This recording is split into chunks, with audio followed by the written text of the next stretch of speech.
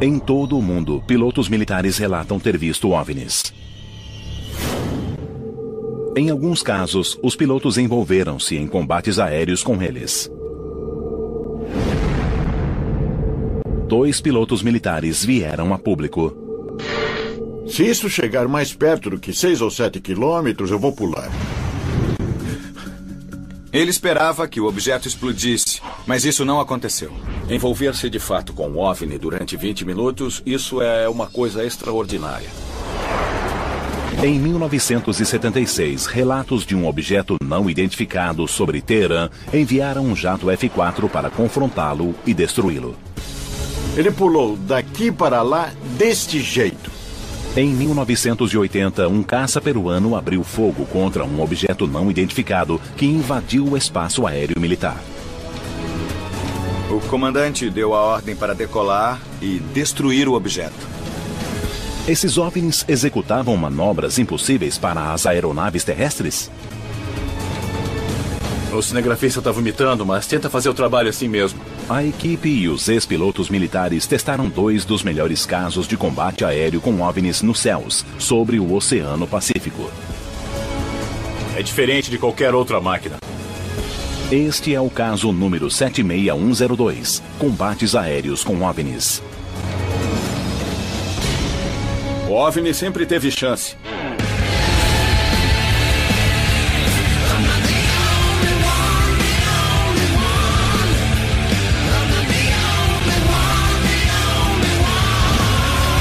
Caçadores de OVNIs, combates aéreos.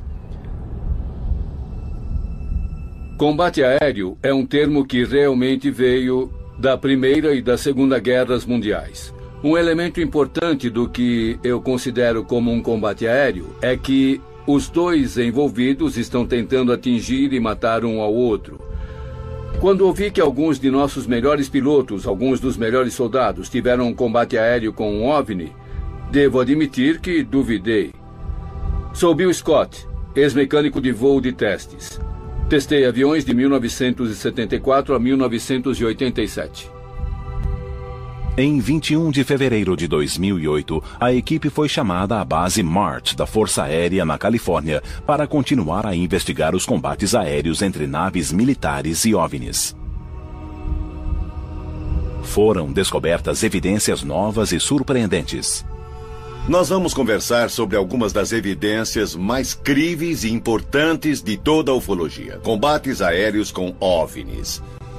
Vamos nos encontrar com o piloto que realmente se envolveu com um OVNI sobre o Peru. E vamos conversar sobre o caso de Parviz Jafari, que realmente se envolveu com um OVNI sobre o Irã, sobre o Teherã em 1976. Estamos empolgados com esses 2 casos. Isso se baseia em testemunhos ou temos provas físicas ou concretas? Eu soube que existem documentos oficiais do governo. Se houver provas concretas, eu estou muito curioso para ver. Aprontem-se para ter seu mundo abalado. Vamos lá.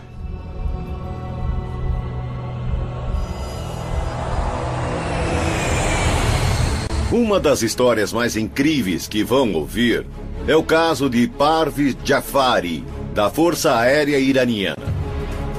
Aproximadamente às 23 horas de 18 de setembro de 1976, os cidadãos de Teherã foram assustados por um grande globo iluminado que circulava sobre eles. Era diferente dos helicópteros, jatos militares e aviões civis que voavam nos céus iranianos. Na época, bem antes da Revolução Islâmica e da subida do Ayatollah Khomeini ao poder, o Irã era um importante aliado americano. Como o Irã faz fronteira com a União Soviética, os militares americanos treinaram a Força Aérea Iraniana e lhe forneceram caças Phantom F-4. O F-4E, que foi usado no caso Jafari, era na época um dos melhores jatos que podia se envolver em combates aéreos. As cenas seguintes, filmadas pela TV iraniana e exibidas pela primeira vez fora do Irã, documentam um encontro com um OVNI. As imagens mostram os militares envolvidos nesse evento, inclusive Parviz Jafari, e usam as transcrições reais da torre de controle. Estamos vendo um objeto com 4 pás no céu. Numerosos relatos de OVNIs continuaram a chegar à torre de controle do aeroporto Mehrabad. Os objetos não eram aviões militares nem civis. Só para confirmar, por favor, ele está a nordeste de Teherã? Hussein Piruzi é o encarregado da torre de controle de tráfego aéreo. Ele decidiu notificar a Força Aérea Iraniana. Alô, é o oficial de serviço? Várias pessoas avistaram luzes brilhantes no céu. Às 23 horas e 31 minutos, um jato F-4 decolou da base aérea de Cherokee, em Hamadan, 280 quilômetros a sudoeste de Teherã. O primeiro piloto, o capitão Aziz Kain, investigou o objeto. 10 minutos mais tarde, outro F-4, pilotado por Parviz Jafari, recebeu ordens para decolar. Na época, Jafari era major e foi direcionado para interceptar uma luz estranha sobre o Teherã. Eu sou Parviz Jafari, um general aposentado da Força Aérea Iraniana. Jafari avalia que o objeto tinha o tamanho de um Boeing 707. Ele seguiu a luz até a fronteira russa, mas de repente, um objeto se separou da luz e veio direto para o avião de Jafari.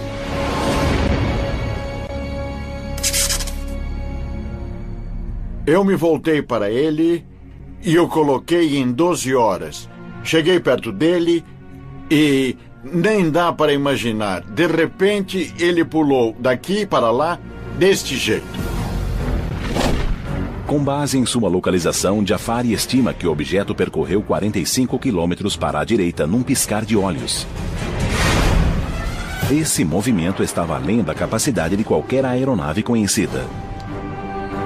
Eu perguntei à torre se era algum avião comercial e eles responderam que não, eles não tinham nenhum voo. A gente também viu isso. Enquanto se aproximava do objeto, Jafari viu algo incrível. Alguma coisa que parecia uma lua saiu do objeto. Um segundo objeto saiu do primeiro objeto? Um outro objeto, abaixo do horizonte, começou a voar na minha direção. O segundo objeto redondo surgiu abaixo das luzes triangulares e foi na direção do F-4 de Jafari. Embora Jafari voasse em velocidade supersônica, esse objeto ultrapassou seu jato e o circulou como se ele estivesse parado. Bom, imagine só, eu estava voando à velocidade do som e alguma coisa estava me circundando. Depois de circular o avião de Jafari, o segundo objeto voltou à grande nave em forma de diamante que planava a cerca de 40 quilômetros de distância. Por um momento, Jafari pensou estar fora de perigo. Mas, para sua surpresa, pela segunda vez, um objeto saiu e veio em sua direção. Jafari achou que estava sendo atacado e voltou-se para o painel de instrumentos para armar e atirar um míssil rastreador de calor. Mas ficou chocado com o que aconteceu. As luzes verde e vermelha deviam estar acesas para eu poder atirar. Mas quando olhei para o lado esquerdo do painel de instrumentos, o painel esquerdo estava apagado, sem nenhuma luz. Jafari acredita que durante o combate o OVNI enviou um imenso pulso de energia eletromagnética para o avião, desligando todos os instrumentos eletrônicos a bordo, inclusive o equipamento de navegação e os sistemas de armas.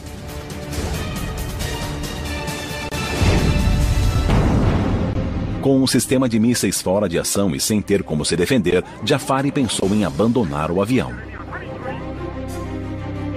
Pensei, se isso chegar mais perto do que 6 ou 7 quilômetros, eu vou pular. Mas antes de Jafari tomar essa difícil decisão, o objeto mudou de direção e voltou à grande nave. Quando ele se afastou de mim, eu pude ver o objeto principal. E depois ele ficou bem embaixo e desapareceu. Depois de passar por um encontro próximo com vários OVNIs nos céus escuros ao norte de Teherã, o Major Jafari percebeu que não era seguro continuar a seguir o objeto misterioso em forma de diamante. Ele recebeu permissão para retornar a Teherã, mas enquanto descia, percebeu que o encontro com o OVNI continuava. Quando eu estava descendo, mais uma vez um outro objeto começou a me perseguir. Enquanto Jafari descia para a aproximação no aeroporto Mehrabad, percebeu que outro objeto o perseguia.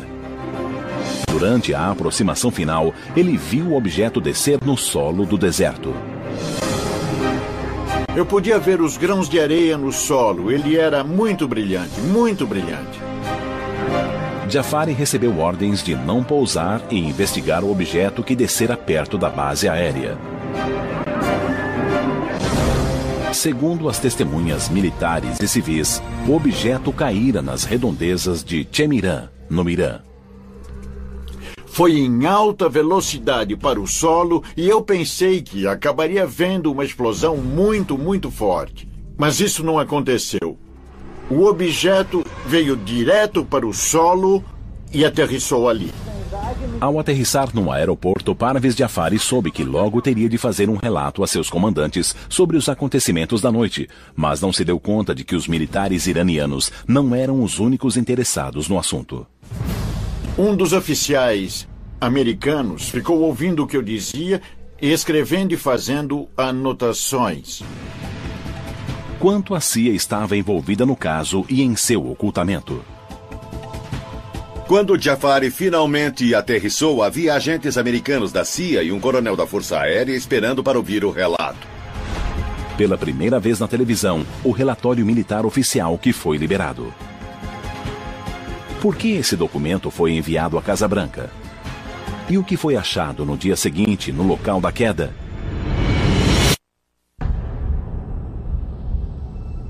Em 1976, nos céus do Irã, o Major Parvez Jafari teve um angustiante encontro com o que acredita ser um OVNI. Ao aterrissar, foi questionado por altos oficiais militares iranianos.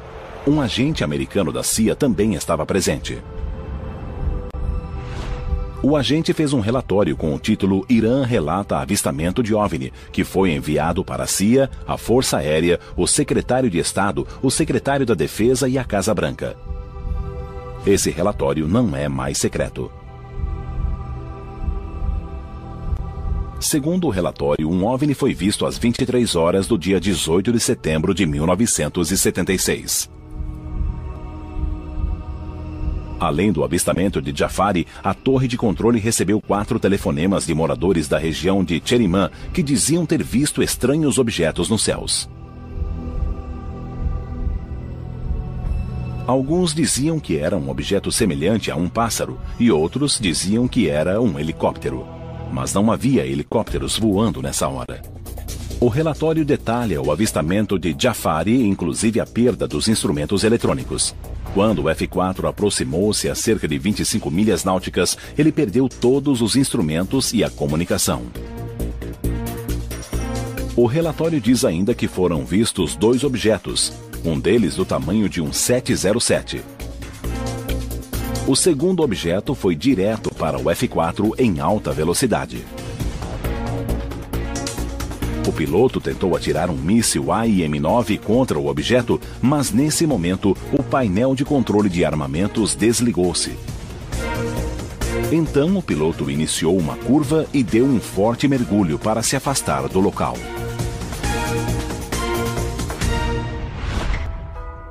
Em um final muito curioso para esse evento, o relatório do Departamento de Defesa diz que no dia seguinte, a tripulação foi levada de helicóptero para a área onde os moradores viram o objeto cair. Segundo o relatório, foi feita uma verificação de radiação na área. Não há mais informações sobre esse caso, ou elas continuam confidenciais. Eu o vi e, por isso, acredito nele. Impressionada com a história de Jafari e com o relatório do Departamento de Defesa, nossa equipe quis detalhar e testar os 3 elementos mais cruciais do caso. Primeiro, o objeto parece saltar mais de 40 quilômetros em um instante. Segundo, um objeto circular aproximou-se de Jafari a uma velocidade muito maior do que qualquer nave humana atingiria. E terceiro, o que poderia desligar os instrumentos eletrônicos de um dos caças mais avançados da época, o Phantom F-4E. A equipe e o consultor de voo, o ex-mecânico de testes Bill Scott, acharam que o melhor modo de testar e entender esse evento seria por meio de uma demonstração prática com aviões caça.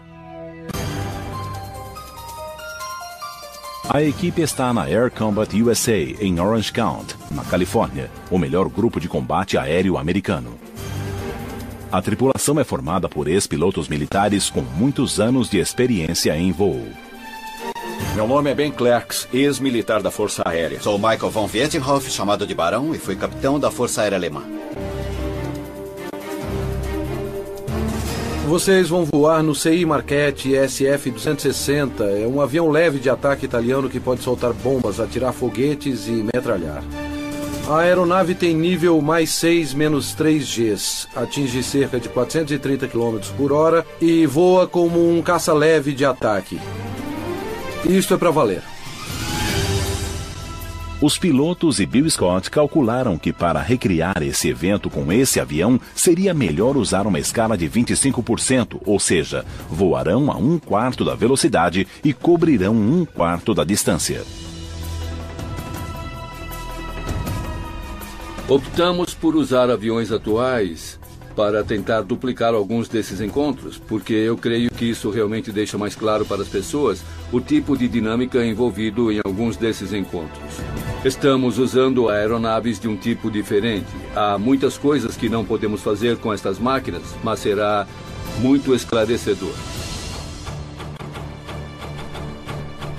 Hoje queremos recriar os eventos, queremos sair com 2 aeroplanos e um de nós irá simular o objeto voador não identificado. Não cheguem a menos de 150 metros. Essa é a nossa distância de segurança. Em caso de emergência, usaremos paraquedas. Diremos saltar, saltar, saltar. Esse é o nosso comando e iremos tirar a capota. Ok, vamos voar. Tudo bem, vamos lá. Isso funciona.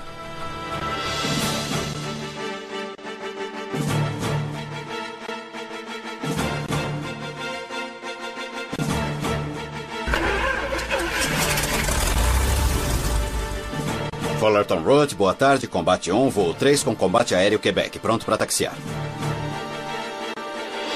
Os pilotos estimam que levarão 13 minutos para chegar à zona designada para o combate aéreo, sobre o Oceano Pacífico, entre Long Beach e a Ilha Catalina.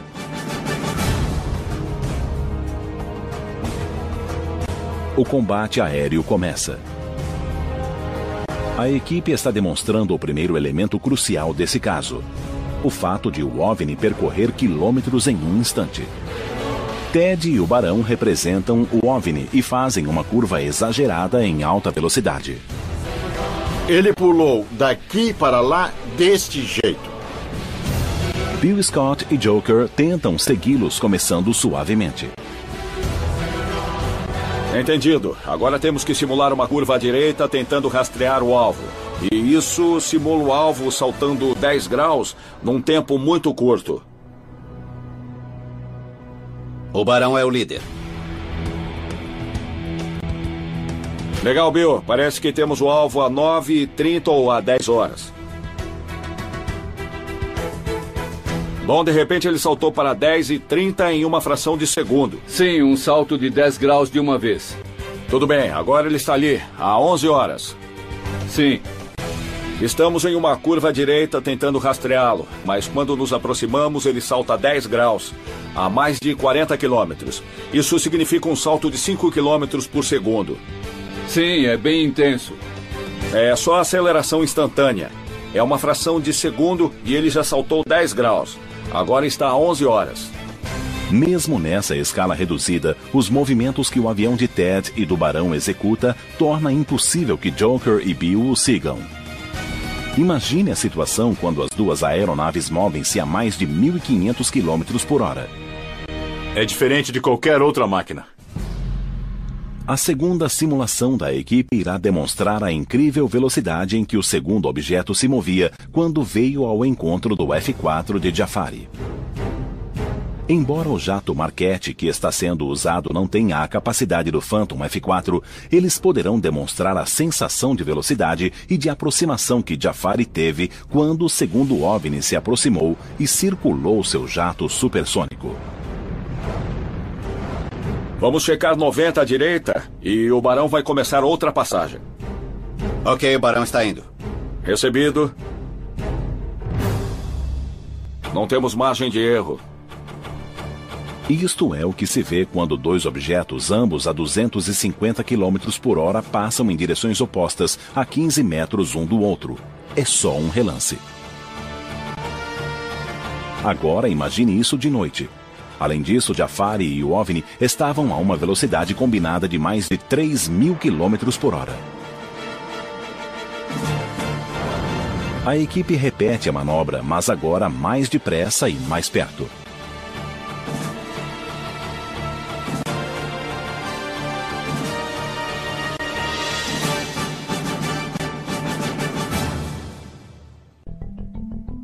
No dia 19 de setembro de 1976, um dia após o evento, o local da queda foi examinado em busca de radiação. Mas, segundo Jafari, nada foi achado, apesar dos avistamentos. Tudo bem, vamos voltar.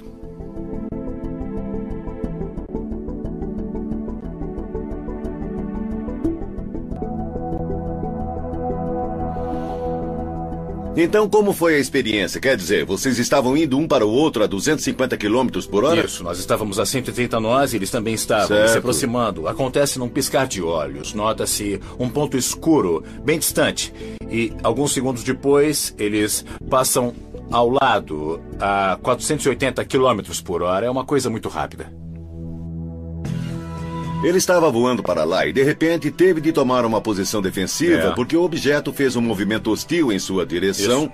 E seu painel apagou. Bom, para começar, se o painel todo se apagar, você está numa encrenca.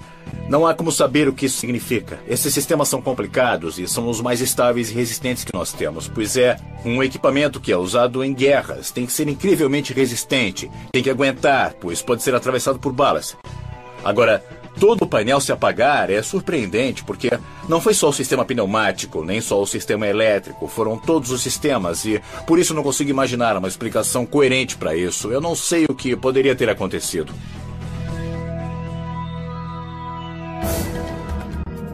O maior mistério permanece. Está comprovado que Jafari perdeu todos os instrumentos e os sistemas de armas devido a alguma anomalia elétrica. Então havia algo afetando o painel de comando e o sistema de mísseis, temos certeza. Será que isso foi causado pelo OVNI? A equipe testa a teoria de Jafari.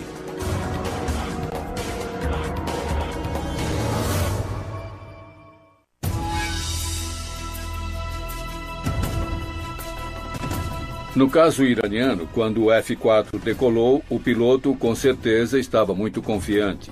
Ele tinha um dos melhores caças do mundo, foi investigar. E quando algo veio rapidamente em sua direção, ele imediatamente viu como uma ameaça. Então, ele estava armado com um míssil M9, uma ótima arma, mas quando tentou usá-la, todo o painel sumiu. A equipe vai para o laboratório do produtor de efeitos especiais de John Tyndall para participar de uma demonstração.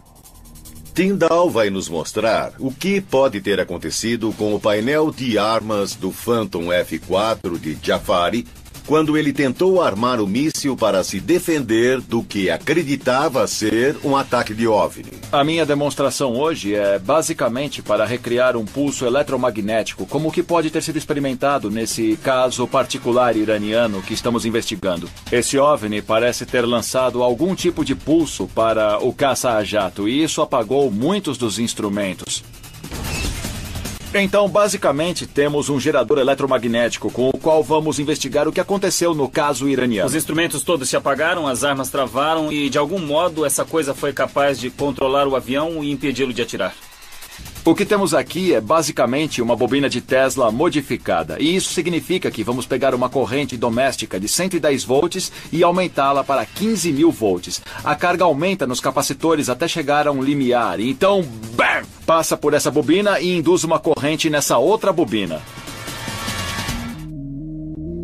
Se o teste tiver sucesso, John conseguirá apagar um computador doméstico sem incapacitá-lo por completo, mostrando que um evento similar poderia acontecer numa escala maior. Uma das coisas sobre computadores de bordo e aviões fly-by-wire é que eles têm uma proteção, que é o casco do avião. Nós vamos configurar um simulador de voo e mostrar como os efeitos desse pulso eletromagnético perturbam os computadores de bordo ou qualquer outro tipo de computador. Uau! Tudo bem, agora pode nivelar. Ótimo. Eu tô acertando. Então, podemos dizer que nesse ponto estamos perto do ponto de 40 quilômetros. Acho que é melhor vocês ficarem perto de mim. Tá legal. Luzes? Tudo bem, estão prontos? Em 3, 2, 1.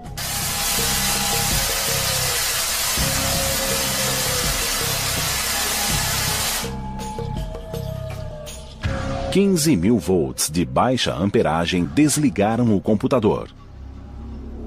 Mas será que ele ligará de novo depois disso? Certo, desligou. Jeff, veja se consegue reiniciar o computador. Vamos tentar. Ei! Uau! Tá iniciando alguma operação no computador. É, ele voltou. A CPU não morreu.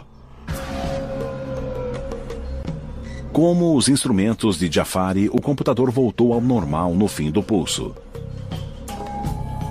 John, você demonstrou que é possível tornar um painel daquele computador inoperante do mesmo modo em que um raio eletrônico ou outro raio que o OVNI atirou deixou os controles de Jafari inoperantes naquela noite de 1976. Se a gente estiver falando de uma civilização extraterrestre que nos visite, eles podem ter tecnologia muito superior ao que temos hoje no laboratório. Embora isso tenha sido um sucesso, a escala é a grande surpresa, porque para obter os resultados que tivemos a 90 centímetros em alguma coisa a 40 quilômetros de distância, é preciso uma potência inacreditável, especialmente porque o pulso tem que penetrar uma caixa de metal, o casco do avião, para funcionar. Embora o encontro de Jafari tenha sido testemunhado por muitos e ele diga que os militares iranianos interessavam-se pelos OVNIs, a Revolução Iraniana que ocorreu 3 anos depois transformou o Irã em uma sociedade fechada e os relatos de OVNIs não mais chegaram ao Ocidente. Nunca tinha visto nada como isso antes. E quanto mais eu penso, mais eu acredito. E todos os outros acreditaram que era um objeto voador não identificado, um OVNI. Depois de testar os 3 elementos principais do caso de Jafari, a equipe duvida que uma aeronave já vista pudesse fazer os movimentos que Jafari viu naquela noite.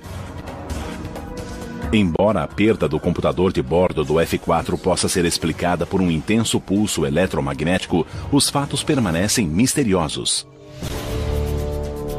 4 anos depois, um combate aéreo com OVNI ainda mais dramático ocorreu sobre o Peru.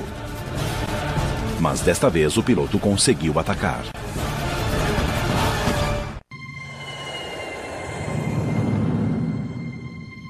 Em 18 de fevereiro de 2008, Oscar Santamaria chegou ao Aeroporto Internacional de Los Angeles, vindo de Lima, no Peru. Ele veio a Los Angeles para ajudar os caçadores de OVNIs a provar os fatos que cercaram seu extraordinário combate aéreo com um OVNI no Peru em 1980. Sou Oscar Santamaria Huertas, oficial piloto. Ele é Oscar Santamaria Huerta, um piloto da Força Aérea Peruana, atualmente aposentado. El 11 de abril de 1980, em 11 de abril de 1980, a las 7:15 horas de la mañana, às 7 horas e 15 minutos da manhã, na base aérea de La Joya, no Peru, 1.800 militares em serviço naquele dia observaram no final da pista um objeto que parecia ser um balão. Eles não tinham autorização para voar naquela área. Suponíamos que poderia ser um aparato. E pensaram que fosse um espião. O comando da base. O comandante, então, deu ordem para decolar e destruir o objeto de imediato. Santa Maria atirou 64 rajadas com sua Canon de 30 mm diretamente no objeto, mas, para sua surpresa, as balas pareciam atravessá-lo. Embora pudessem destruir tudo em seu caminho, inclusive um balão meteorológico. Ele esperava que o objeto explodisse. Mas isso não aconteceu e o objeto começou a subir. Ele continuou a seguir o objeto.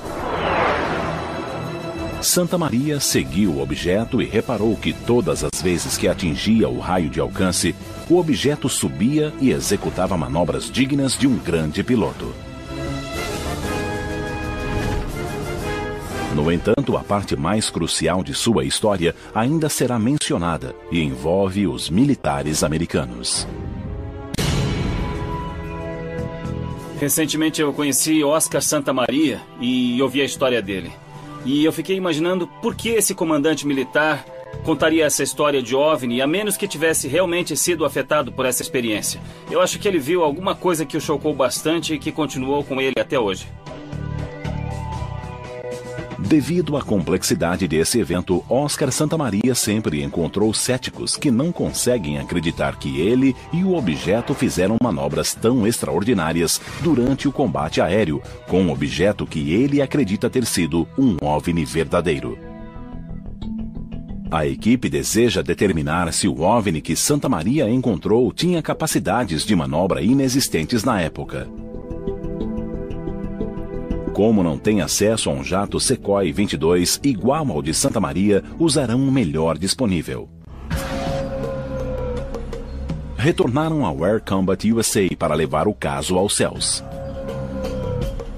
A equipe identificou 3 elementos cruciais neste caso e deseja demonstrá-los.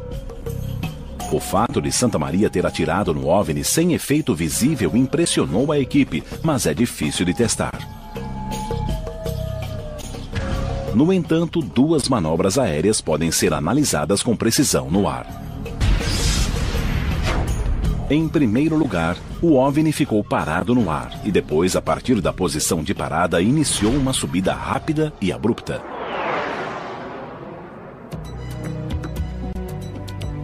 Para dar à equipe uma representação dos eventos daquela noite, o produtor de efeitos John Tyndall criou um equipamento rastreador com 2 lasers, um vermelho e outro verde, ambos controlados por joysticks. O laser verde representa a rota de voo do OVNI. O laser vermelho representa a rota de voo do jato. Juntos, eles criam uma representação do evento em escala. Oi, John. Como vai? Comandante, aqui. Bom, o que eu tenho aqui é uma visão de cima, usando esses indicadores de laser como, basicamente, um modelo em escala do movimento desse OVNI e da aeronave, respectivamente. Eu posso dimensionar o movimento para igualar a velocidade da escala do mapa. Onde estava o seu avião? O laser vermelho está indicando o seu avião. E está se movendo a cerca de 1.600 km por hora. Santa Maria, usando o laser vermelho, mostrou sua posição no momento do primeiro ataque. Ele se aproximou na posição de fogo de 900 metros. Ele atirou 64 rajadas. Ele sabia que atingira o objeto, mas nada aconteceu. Ele não explodiu. O objeto começou a se afastar rapidamente. Em ascenso. Isso, e enquanto se afastava, ele subia. O objeto parou repentinamente. Ele quase bateu no objeto e por isso foi para a direita, para assumir uma posição de fogo. Enquanto se aproximava do raio de alcance de 900 metros, ele ativou o pós-queimador. Pós-queimador? Isso mesmo. De repente, o objeto subiu novamente.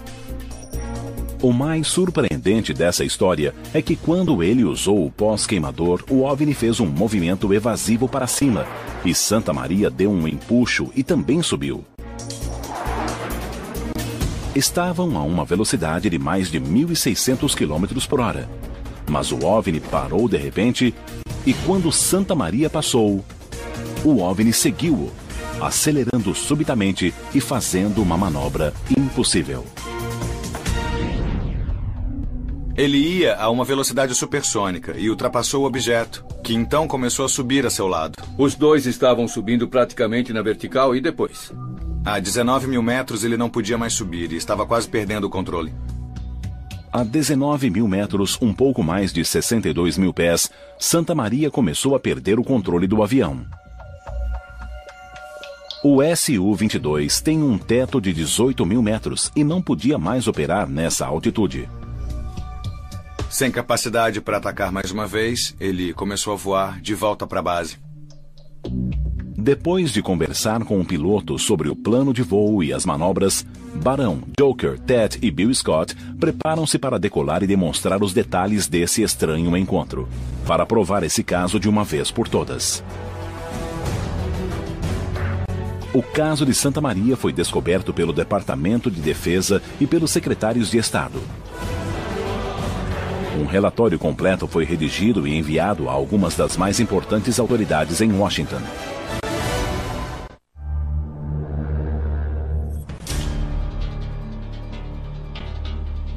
Os pilotos decolaram em 2 caças para recriar e comprovar o combate aéreo de Oscar Santa Maria com um OVNI nos céus do Peru em 1980. Eles estão a cerca de 7 minutos do local de seu combate aéreo. É preciso estar de olhos bem abertos, porque o espaço aéreo não é só nosso. Documentos militares divulgados recentemente mostram que foi feito um relatório detalhado desse caso para a surpresa de Santa Maria. Depois de seu voo, o Departamento Americano de Defesa incluiu todo o seu depoimento em um relatório do Departamento de Defesa. Fiquei intrigado. Como acha que conseguiram isso? A comunidade de inteligência entre os estados intercambia informação. Exatamente. Mesmo, Existe uma comunidade próxima entre os países e as forças aéreas. Eles se comunicam e informam uns aos outros.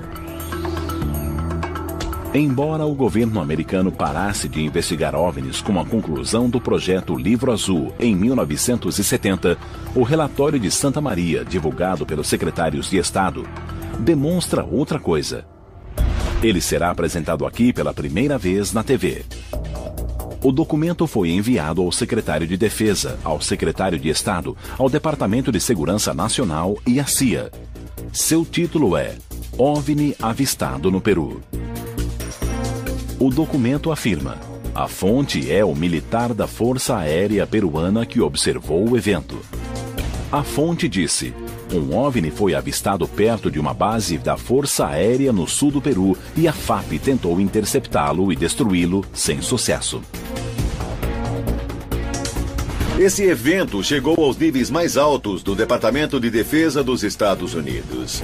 E lembrem-se, o Peru não era um aliado americano na época. Era um aliado soviético na Guerra Fria. Então, chegou aos níveis mais altos do Departamento de Defesa. Como?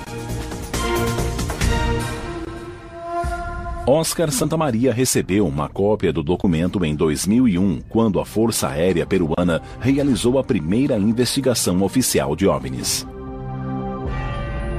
Depois de estudar dezenas de casos, a Força Aérea Peruana considerou que esse é o caso de OVNI mais convincente da história do país.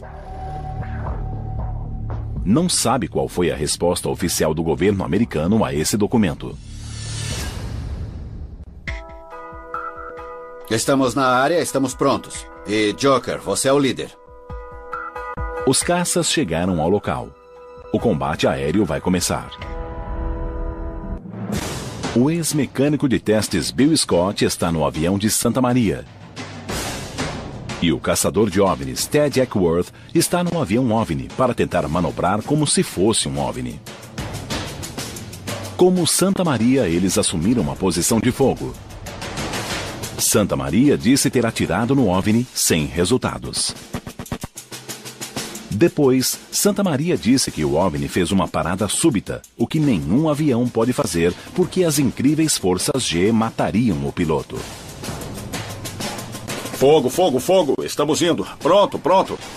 Este é o ponto. Enquanto o avião OVNI atinge o ponto, o avião de Santa Maria passa por ele e tem de desviar para evitar uma colisão. Mesmo nesse avião preparado, as forças G da desaceleração tiveram um duro efeito sobre o cinegrafista no caça. O cinegrafista está vomitando, mas tenta fazer o trabalho assim mesmo. A equipe repete a manobra 3 vezes.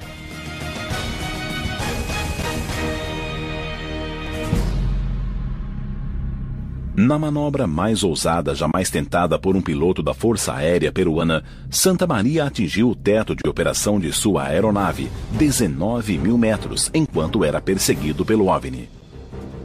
Sua vida corria perigo. Barão, por que não começa com 360 à esquerda a 45 graus de inclinação? Esta é a simulação em que o OVNI sobe na vertical. Quando estivermos prontos, vou contar até 3 e o Barão vai fechar a curva e subir. Joker, no avião de Santa Maria, faz um forte mergulho. O OVNI foge e Joker faz o mergulho em J, subindo quase na vertical. O OVNI segue-o, tentando também subir verticalmente. Lá vai ele na vertical. E até mais. Não alcançamos ele. Eles acabaram de demonstrar que uma aeronave humana não pode acelerar repentinamente de 0 para 1.600 km por hora nessa altitude. Isso também demonstra que um dos melhores caças do mundo não poderia ter alcançado o OVNI. Ok, vamos voltar. Ok, Barão, é o líder. Autorização para voltar ao plano de voo.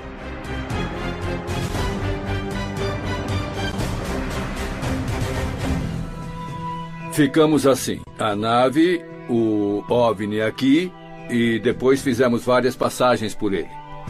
E o OVNI teve chance? O OVNI sempre teve chance, mas ele nos venceu nas manobras. E se o OVNI conseguiu subir naquela velocidade, não importa qual nosso avião. Parece que o OVNI só estava brincando. Ao estar na aeronave e basicamente tentar copiar ou imitar as manobras, você logo percebe que não há como algum veículo humano ter conseguido fazer as manobras que eu vi o OVNI fazendo. Ou o coronel está mentindo, ou foi algum tipo de objeto que era totalmente não humano e que superava todas as características de desempenho de voo de qualquer nave que nós temos. A equipe se reúne na sala de mapas para discutir os resultados dos voos de teste. Os aviões em que voamos não conseguem subir verticalmente. Não é um nível de desempenho. E não há um veículo que vá de estático àquela velocidade. Bom, quantos aviões existem que conseguem subir na vertical e são supersônicos? Muitos deles podem chegar a uma razão melhor que 1 para 1, mas não se começa da posição parado. É preciso dar um impulso como ele fez. É a velocidade e a capacidade de manobra que surpreendem. O OVNI para, sobe na vertical e chega a uma velocidade supersônica instantânea. Plana e atinge 19.000 Não podemos fazer metros. nada, não podemos fazer nada igual a isso. Realmente se envolver com o OVNI por um período de 20 minutos, isso é uma coisa extraordinária. Sabe, pode-se ver algo durante um momento e não se conseguir identificar o que é. Mas poder se envolver com ele por 20 ou 22 minutos, essa é uma situação totalmente demais. 2 casos, 2 pilotos confiáveis, 2 documentos militares oficiais divulgados que mostram que esses casos chegaram aos mais altos níveis do governo. O que dizer dos casos de combate aéreo com OVNIs que ainda não foram divulgados? 2 pilotos, em 2 regiões distantes do mundo, envolveram-se com objetos de incrível capacidade de manobra, mas não se sabe o que eram. O trabalho da equipe continua.